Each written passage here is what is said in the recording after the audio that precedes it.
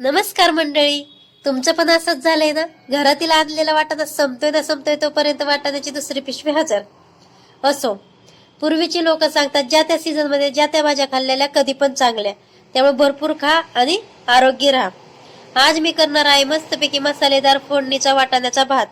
त्यासाठी कांदा चिरून घेतलेला आहे, टोमॅटो, बटाटा, मिरची मस्तपैकी चिरून घेतलेले, तेल गरम करून कांदा फ्राय करून त्याच्यात बटाटा, टोमॅटो, मिरची, जिरी, हळद, मोहरी, मीठ, मसाला, वाटाणा टाकून घ्यायचा. मसाला तुमच्या आवडीनुसार टाकू शकता. इथे मी मटन मसाला आणि चिकन मसाला टाकलेला आहे. त्याच्यानंतर मस्तपैकी फ्राय करून घ्यायचा. तांदूळ स्वच्छ धुवून घ्यायचा. तांदूळ स्वच्छ धुवून घेऊन त्याच्यात फ्राय करून घ्यायचा. पाणी ओतून मस्तपैकी शिजल्यानंतर मस्त वाफ काढून घ्यायचा. वाफ काढल्यानंतर एकदम मोकळा सुटसुटीत भात तयार होतो.